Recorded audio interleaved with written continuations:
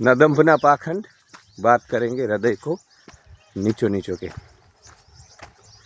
कल शाम को बहुत ठंड थी और अभी सुबह में थोड़ा उसमें कमी आई है, तो जैकेट निकाल देना पड़ा मुझे, इतना गर्मी हो गया था। वरना 2 दिनों तक इतनी ठंड थी कि मैं पूरा चल के आता था, फिर भी I was not feeling hot in side, not even sweating and all. तो आज फिर से कम हुई है, पर ये अच्छी बात नहीं है, क्योंकि जो हमारी फसल है उसके लिए ठंड का रहना अति आवश्यक है। तो दोस्तों, आज बात करनी है सूडो फेक फेमिनिज्म के ऊपर। भारत में दंभ पाखंड प्रधानीय देश है, सत्य से दूर दूर तक लोगों का लेना देना नहीं होता है। एक्टिविज्म के नाम पे भी दंभ पाखंड ही होता है। अपने एजेंडे पूरे करने के लिए, अपनी दुकानें चलाने के लिए लोग इस प्रकार के ह्यूमन राइट्स और इन सब चीज़ों को ले करके एक्टिविज्म करते हैं, अपनी दुकानें चलाते हैं, उनकी पूरी ज़िंदगी निकल जाती है। तो उसमें से एक ये फेमिनिज्म, महिला सशक्तिकरण के नाम पे, और यही सबसे बड़े महिलाओं के सबसे बड़े दुश्मन अगर कोई है तो ये सूडो फेमिनिस्ट जो है वही सबसे बड़े दुश्मन है उनके। क्योंकि वो महिलाओं को जो बनाना चाहते हैं ना, उससे महिलाओं का कभी भला नहीं होने वाला। यत्र नार्य पूज्यन्ते रमन्ते तत्र देवता, गार्गी, मैत्रेयी, कात्यायनी, सावित्री, लोपामुद्रा। उपनिषद काल में एक पूरा लिस्ट है जिन महिलाओं ने इस देश की फिलोसॉफी, इस देश का तत्वज्ञान, दर्शन, उसमें भी बहुत बड़ा योगदान किया। ठीक है, पिछले 1500-2000 साल में वास्तविक सनातन बचा ही नहीं है। सनातन के नाम पे अंधश्रद्धा और सूडो साइंस, सभ्य विज्ञान को बेचा जा रहा है, अपने स्वार्थ के लिए लोगों को ठगा गया है। तो महिलाओं के ऊपर भी प्रताड़ना हुई, इसमें कोई दो राय नहीं है। पर प्रताड़ित सिर्फ महिलाएं नहीं हैं, भारत का पूरा जन समूह ही प्रताड़ित है। यहाँ चाहे बच्चे हो, बच्चियाँ हो, तुम पुरुष हो, तुम महिला हो, तुम कुछ भी हो, तुम यहाँ पे अस्तित्व में हो। मानव सभ्यता के रूप में सबके अधिकारों के साथ खिलवाड़ हुआ है। तो सिर्फ महिलाएं पीड़ित और बाकी सब बेनिफिशियर, ऐसा नहीं।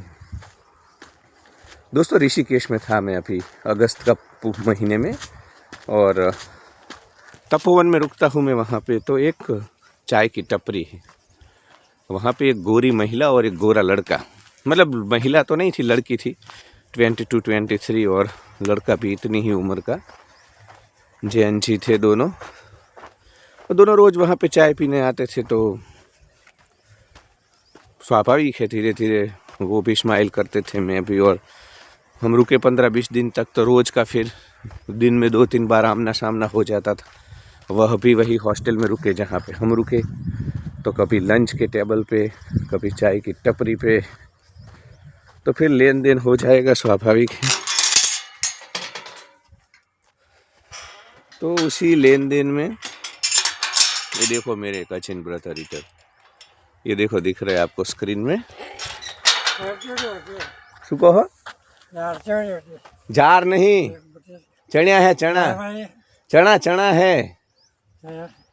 ये मुझे पूछ रहे हैं कि चना है, चना, चणिया है, कपा है, चणिया है, बे हारू है। जार बार नहीं करी, एम शू लेवानू। तो ये पहला उनका खेत है, इनमें पूरे चने हैं देखो, और बहुत बड़ा इनका खेत है, इनका, इनके भाई का, इस तरफ भी चने। तो ये इधर पूरा दिन बैठे रहते, क्योंकि यहीं से गाय भैंस सब एंटर करते हैं।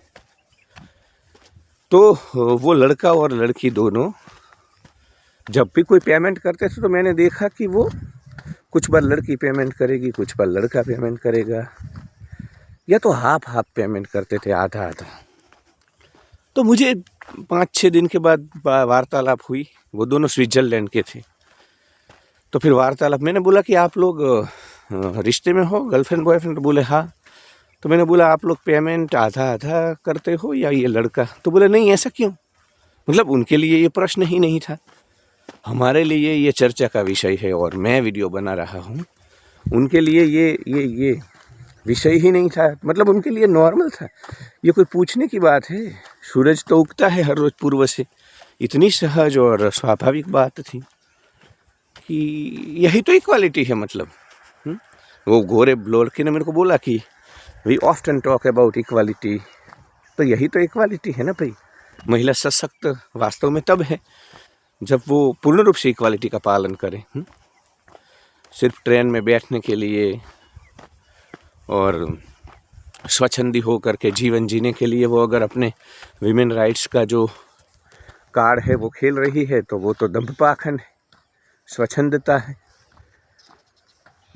तो वो दोनों पेमेंट अपना आधा आधा। भारत में आप कल्पना कर सकते हो, भारत में जो भी मेरा वीडियो अभी कोई देख रहा है, हमारा लड़का जो भी मेरा, आप कल्पना कर सकते हो कि भारत में एक लड़का लड़की रिलेशनशिप में है। और रेयर इंटर रेयर केस में कोई होगा भाई, कुछ जहाँ पे कोई महिला ही पूरा करती होगी, वो एक्सेप्शनल चीज़ें हमेशा।